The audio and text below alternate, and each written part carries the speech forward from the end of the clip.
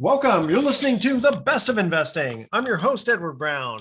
Our phone number is 888-912-1190. Use that number to answer the trivia questions for a 5-pack tanning certificate given away during this show. That certificate's not sponsored by the radio station, but by Tan Bella Tanning Salon with 2 locations in San Francisco and 1 in Marin. Today's trivia theme is miscellaneous trivia. We do have a special guest today, Riggs Eckelberry of Origin Clear.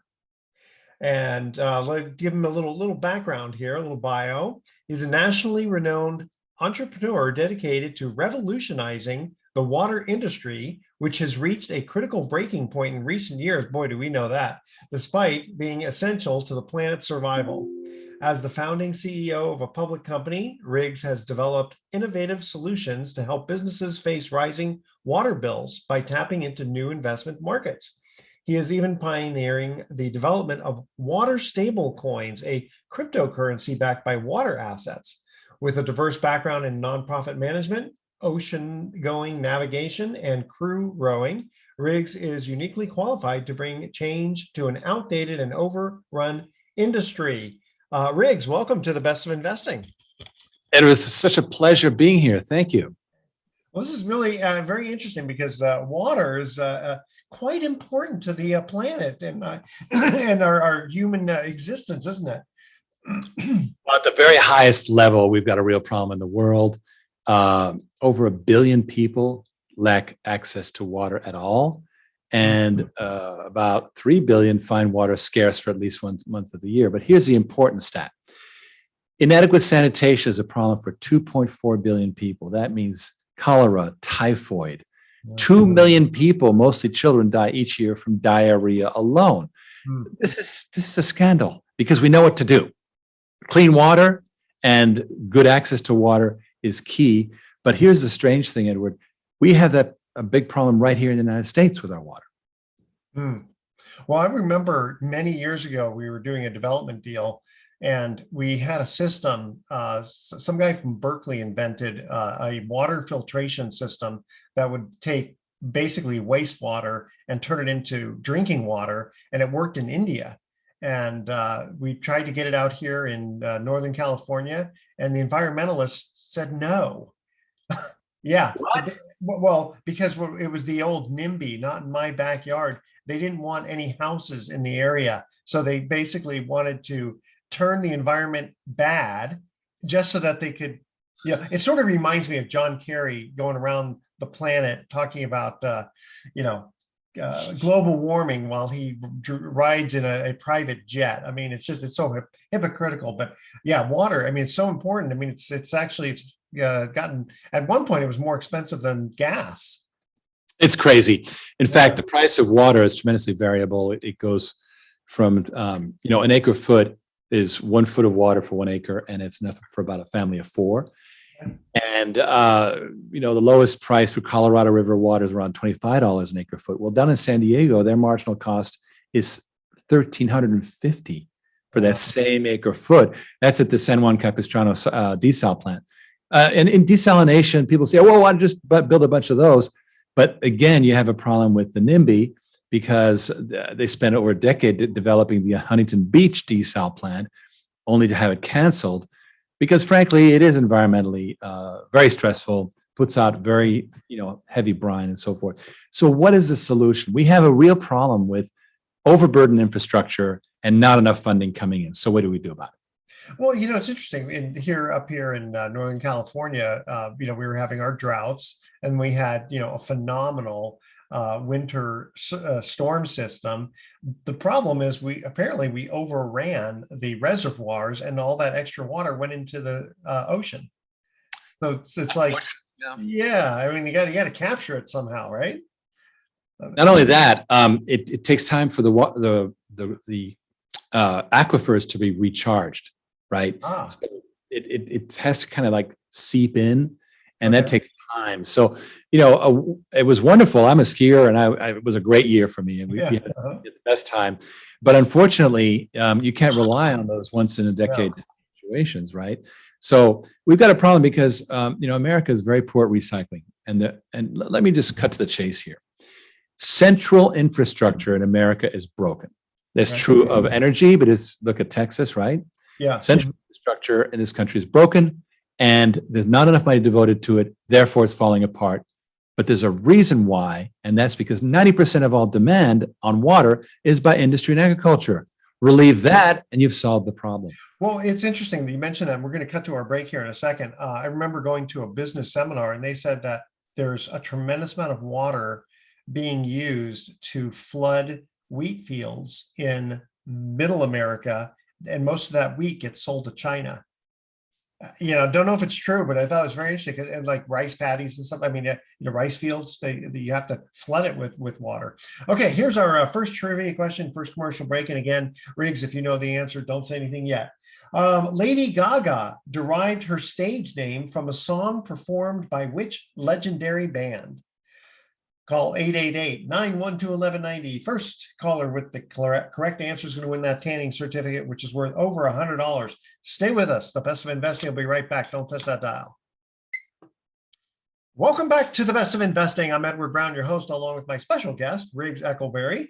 And first trivia question, Lady Gaga derived her stage name from a song derived by which legendary band? Riggs, do you know the answer to that? Well, I have to admit, I looked it up. Okay, that's fine. What's the answer?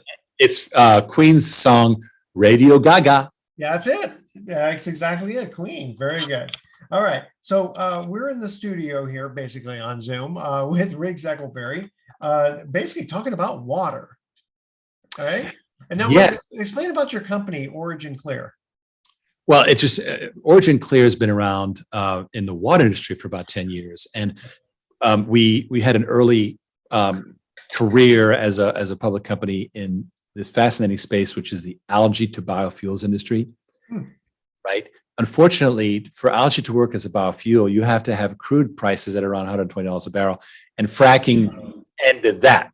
So we pivoted, because I don't give up, we pivoted into water. And that, whereas with algae, I was on Fox News, I was on CNN, I was on all kinds of shows. With water, water. Oh, really? That's too bad. People think water is important, but they don't want to know about the sewage plant in the Hudson River. It's like, please, no.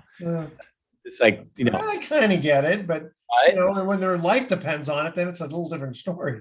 Well, that's changing exactly. And so I became a huge advocate for self-reliance in water treatment. Here's why.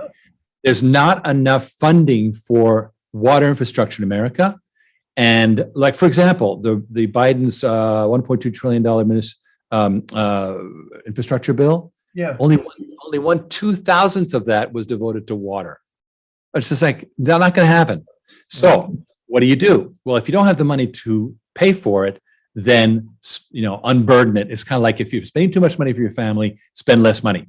Yeah. Similar here, what we realized was, look, if we just take businesses and agriculture off the grid and have them treat their own dirty water, that is going to dramatically help the system and allow the system to service the regular people. That makes sense. So is your company helping those businesses self-sustain? Correct. So what we found out also was that it's very popular. They like the idea of doing their own water treatment, number one, because they have guaranteed water rates in these long-term service contracts, because water rates are going crazy in America. Yeah, oh, absolutely. And number two, they can recycle, which they can't normally. And number three, they're less hostage to whatever latest. Sure.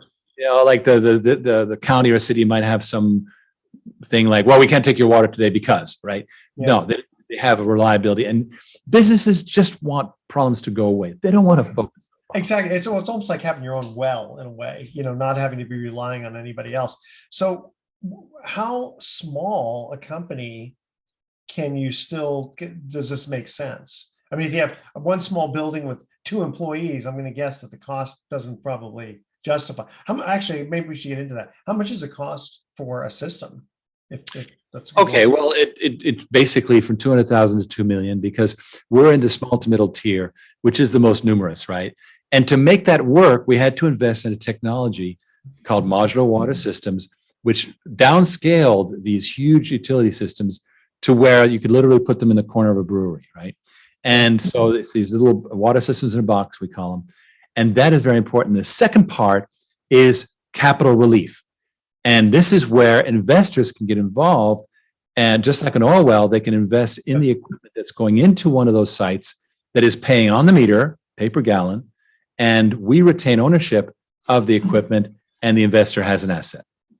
Very interesting. When you're trying to basically pitch this to a company, where you say, okay, it's going to cost you, let's say at the very lowest end, $200,000. Generally, how much savings on their water bill would one expect per month? Well, okay, so to get there's really two levels of this. Number one is they're going to be able to not have the dramatic water rate increase. So whereas water rates have been increasing far higher than regular inflation, yes, we have index contracts that are very reasonable. So they're going to be saving 5-6% per year on those inflation costs. Number one. Number two, they're going to get at least one more turn out of that water, right? So the cost of the incoming water is significant, and they reduce that. So it's hard to put an actual number to it, but qualitatively, they're better off. Okay. And I mean, I understand the philosophical environmental part of it is kind of a no-brainer. It's, I guess, how do you pitch that to people though, when everyone will agree, I'm sure. It's like recycling, right? Why shouldn't we should be all conservationists, but when you're pitching it to a prospective client, don't they usually ask that kind of question? Say, well, if my upfront cost is X, how much can I save? Like, I don't know how much the average water bill would be. I'm trying to think of, like, depends on how many employees, how many bathrooms and all that kind of stuff, right? Well, let's put it this way. With our program, Water on Demand, they don't have to pay up front. So they just switch the meters. They switch the meter. They don't have an upfront cost. Okay. Capital goes away. That's the brilliance of the Water on Demand concept. Is this, if I would put it in simple terms, is this sort of like renting a solar system for your house rather than buying the solar panels? Well, it's kind of like Solar City, where you have a reduced utility bill, right? In other words, you're not renting the equipment, you're simply paying Solar City the utility bill, right? And so in this case, they're paying Water on Demand, the water bill. Oh, interesting enough, I mean, I actually have two different solar systems. One I purchased, and then it was going to save me. And then a few years later, a company came out with a system where I didn't have to buy anything up front. I just had to sign a lease with them, but it's still saving me. So maybe it's along the same lines. Tell you what, let's get to our second commercial break, because it's very interesting stuff here. All right, second trivia question. This is an easy one, actually. The Grateful Dead's highly devoted fan base, are known as what? What do they call the highly devoted fan base of the Grateful Dead? Call 888-912-1190. First caller with the correct answer wins that tanning certificate. Stay with us. The Best of Investing. I'll be right back. Don't touch that dial. Welcome back to the Best of Investing. One more time, I'm Edward Brown, your host, along with my special guest, Riggs Eckelberry. Second trivia question: the Grateful Dead's highly devoted fan base are known as what? You didn't have to. I bet you didn't have to look this one up. What are they called? No, I did not look it up. Deadheads, of course. Deadheads, of course. That's right. Very good. The next question I think might be just a little tougher, though. We gave you a couple of softball questions there. All right, Riggs, I'll let you take. That's a very interesting first name too, Riggs. Yes, well, and especially, I get all kinds of jokes about oil rigs when I was, whatever. Yeah. We were making fuel with algae. Yeah. But no, it's a family name, and it's so unique that I have to behave, because I'm the only Riggs Eckelberry in Google, right? So, dude, yes. You better behave. It look up very easy, but go ahead. Continue. We were talking about during the break, we were talking about the fact that we don't have to convince people to do this, because, for example, we're very active right now in North Texas. There's a land boom going on there that is outstripping the water utilities. And so these housing developments, we on our YouTube, we have a testimonial by Jimmy Moon, who runs a development called Munson Point. It's right at the border, Oklahoma border on the lake, and it fully makes that housing development self-supporting, right? Self-sustaining. So they don't have to worry about sewage connections, which can be millions of dollars. But worst case, it doesn't go anywhere because the utilities nowhere around. It's completely they're far ahead of the infrastructure. That is very interesting, specifically up here in Northern California. A lot of times, housing development, they say they want it because of low income housing or whatever. Hell, more housing is needed, but there's always a huge question. There's not enough water for everyone. And it sounds like you're kind of fixing that problem. Right. Well, there's two problems, of course. One is the incoming water, which is, Yeah. we don't replace the city when it comes to incoming water, because unless you want to dig a well, that water is readily available. Yeah. But Yeah. for businesses, treating the water is a big deal, Yeah. especially since, water mains break and now the city can't take your dirty water, so you better treat it yourself. So people are being forced to be self-reliant, and this is creating a market. And in fact, just the other day, the first unicorn in our space in many, many years showed up, and water tech is hot again. So how does this work? Because the city provides the water to the first go around, so to speak. Mhm. And when you use water, wash your hands, flush toilets and all that, what does it go into your system and it gets treated, so to speak? Yeah, it's called black water recirculation. So everything that goes in Okay. there, and so you have a sludge tank that gets emptied out once a year, and so it's very, and of course you can reuse that water for irrigation. Okay. We've done a number of sites. For example, there was a car dealership in Pennsylvania that relocated to really cheap land that was Yeah. completely off the grid, and they just put in one of our systems and they were set. Is it potable water though? It can be, but most Yeah. people don't recycle to that level because Yeah. because unless you're in Northern California, the water is still very cheap, right? But you could take it all the way to potable. It's just more expense. Yeah, because like over up in the Delta here, the water is not really drinkable per se. You could, but it's so we have a water filtration system that does fancy things to it to make it so you can drink it, but still nobody does. But people use it for showers, Mhm. washing clothes and and that sort of thing. Yeah, and that's a good use of the water. I think more and more gray water recirculation systems should go in. Australia invested in that about 15, 20 years ago. And we should do the same. But the problem is you got to repipe the house, right? It's called purple pipe. From the shower, the shower, the sinks, the laundry, and the kitchen faucet. It all has to go into a different pipe system to then be reused for irrigation. So Oh, that's going to take a while. But if we deal with the housing developments, yeah, from the get-go, sure. And then do you does it have the same kind of, like, are they still putting fluoride in the water? They used to do that when I was a kid. I don't know if they still do that. it varies, but that's kind of out of fashion. I don't think putting fluoride in the water is proven to be a smart thing to do, frankly. Yeah, it's so funny when we were kids. When I was a kid, that was a big thing, to help prevent cavities or whatever. And who knows? Some people said it was a communist plot. I don't know what. Well, it's not a very good for you in the long term. That's what I've heard. And I will not complain about my aches and pains due to that, though. What I'm trying to think, is there anybody who's against what you're doing? It's funny. You can almost always find people on both sides of the table on something, but I'm thinking, who would be against what you're doing? Well, I think that, for example, you've got cities and counties that want to spend billions, and they go, we want to, like, let's take Miami-Dade County. They've got 100,000 septic tanks that they've got to get rid of because they're horrible. They built without planning. Well, now they want to send out sewage pipes. That's $6 billion for just 100,000 sites. Much easier to put in one of our independent things, but they want the $6 billion contract. No, Gotcha. this is big business. Okay. And So the rewarded. evil empire is the one who's against it, not the average Joe who says, hey, this is a good thing. Wow.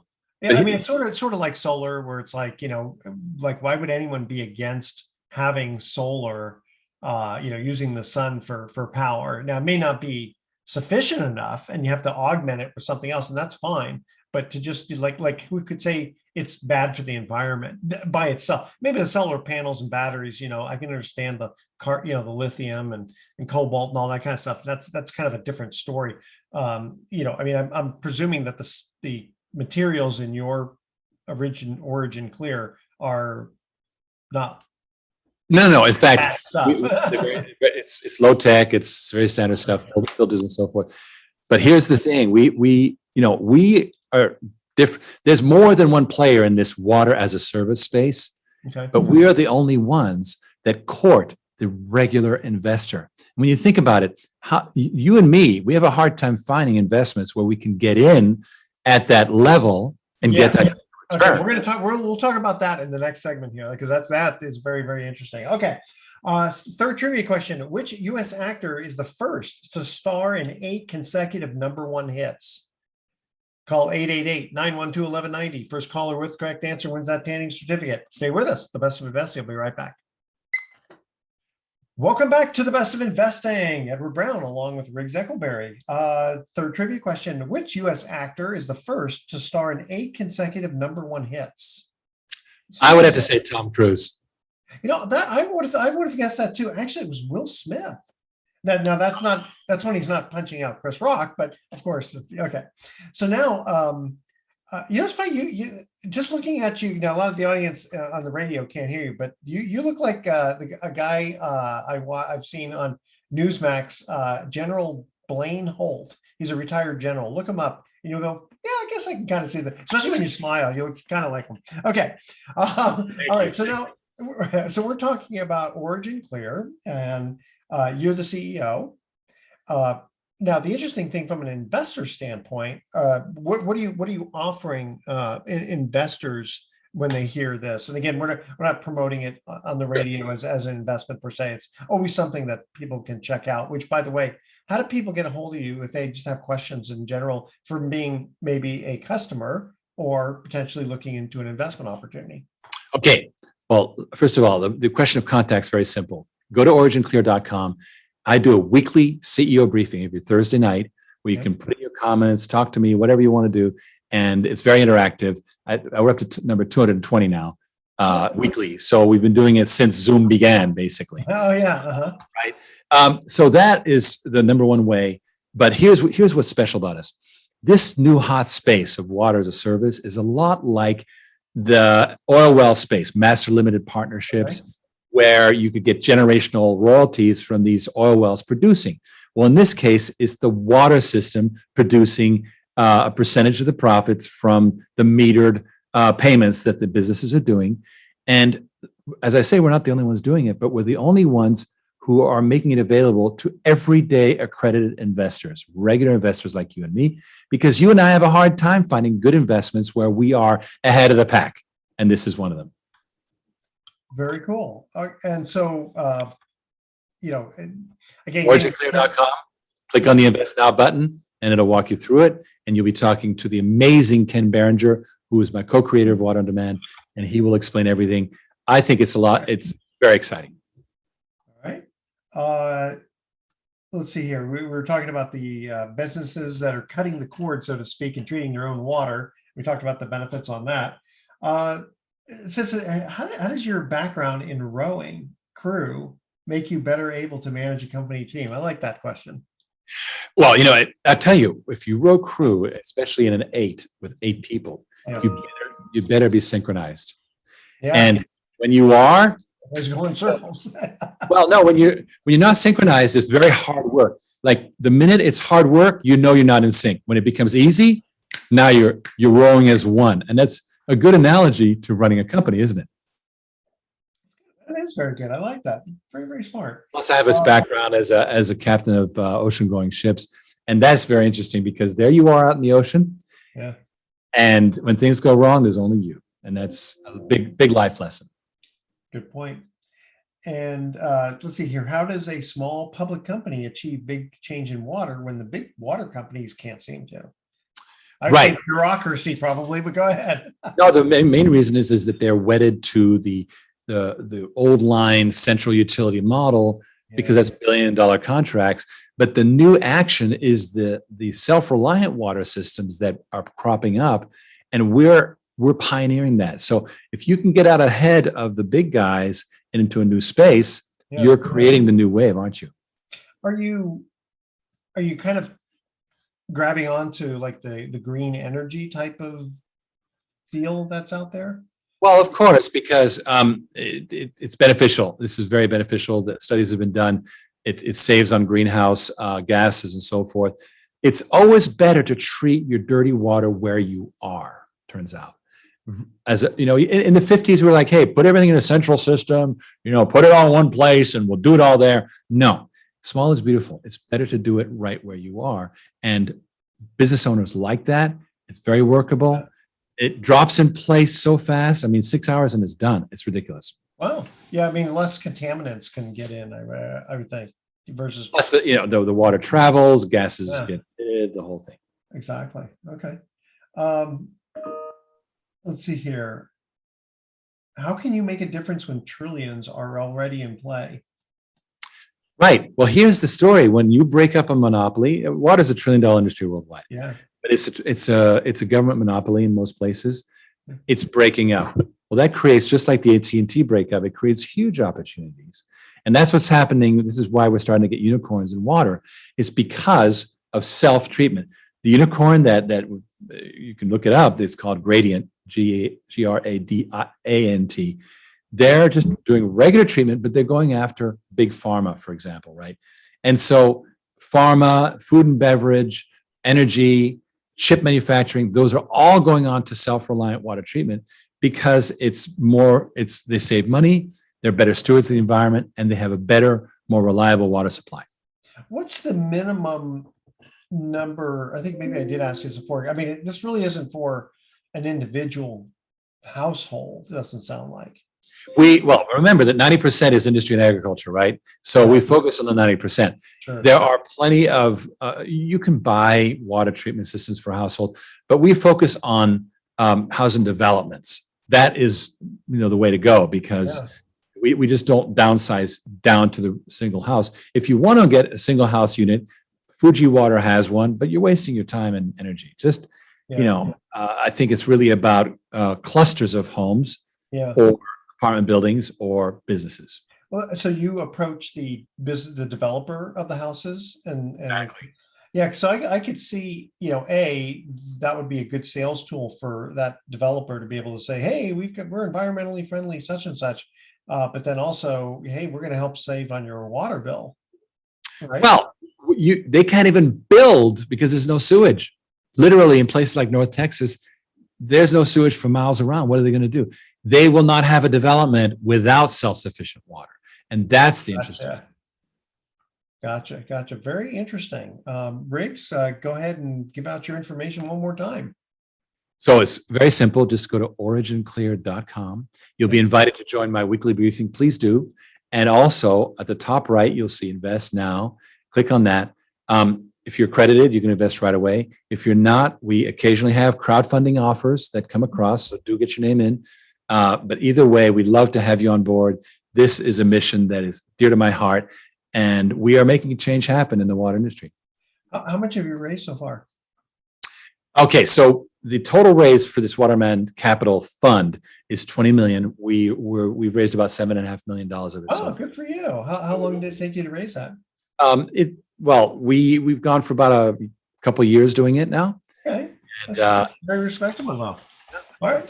All right, stay with us. The Best of Investing will be right back with some closing comments. Don't touch that dial.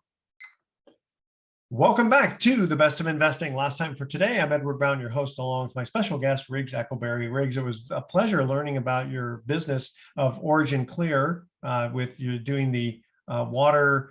It's almost like a water filtration system in a way. Sure. Right? Sure. It's water treatment. Very good. Water treatment, exactly. So we have a few minutes here. I just wanted to kind of give an update as to what's going on at Pacific Private Money. So we have a few different funds. The two major funds we have are the Freedom Fund and the Southwest Fund. Freedom Fund is still paying anywhere from 7 to 9%, and with no lockup. Usually most of these have a 1-year lockup. There's no lockup in there. They are still busy like crazy with regard to origination of mortgages. So when the bank can't work fast enough, Pacific Private Money comes right in and funds those deals. And then also the Southwest Fund, of which I'm one of the managers of that one, we're buying discounted mortgages and we just pay a flat 8.5%. Again, there's no 1-year lockup on there. And the best part about that is because of the discounted mortgages, it's a very, very conservative fund. because the average loan to value is under 45%. And because we're buying the loans at a discount, we're under 30%. So Wow. I've been in this business a very, very long time. I don't know of any other fund that is that conservative. The whole idea to me is don't lose your money, don't lose principal, right? Right.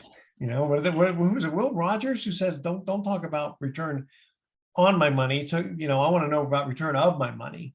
Because it doesn't make sense if you get all these distributions but you lose money. And you go, yeah, that's not so good. So the whole idea is keep the principal intact and then just get a nice monthly rate of return that you can either take a monthly check or you can reinvest it for a compounded yield.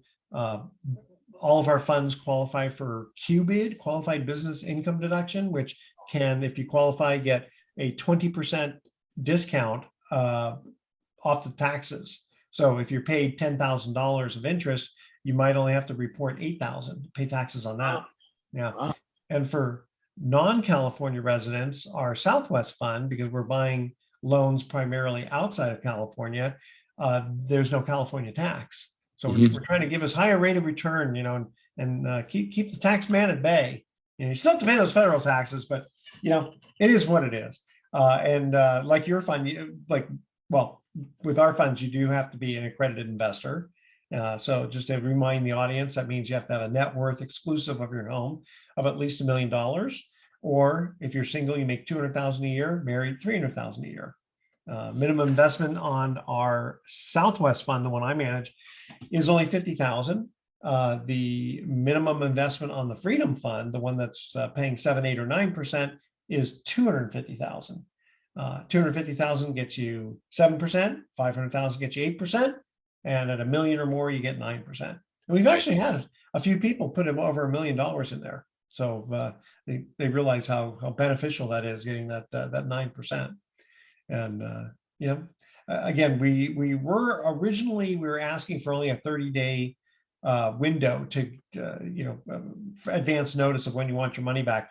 But the way the markets are right now, we're pushing that closer to around 60 days, maybe even 90. So it all depends on who's put a redemption request in when. But the most important thing is people are still getting 100 cents on the dollar. So it's sort of like a savings account in a way. Bad news is you're not going to get rich, off of this. It's not a growth situation. It's not like the stock market, where you may or may not make 15, 18. Yes, but long-term gain on the stock market is only about 8% anyway, right? Exactly. So I might as well get some, and it's all backed by real estate. So very, very conservative. All right, ready for our thoughts for the day? Here we go. So why don't scientists trust atoms? Because they make up everything. And yeah, the audience can't see you, but you're kind of shaking your head. Put your hand on your. It's a dad joke. I tried to sue the airport for misplacing my luggage. I lost my case. All right, tune in next week too. You like those dad jokes, huh? Okay, tune in next week. I'm so punny. Tune in next week too. The best of investing. We're going to be giving away more free prizes for answering trivia questions. Thanks for listening. On behalf of our team, I'm Edward Brown, wishing you the best of investing. So long.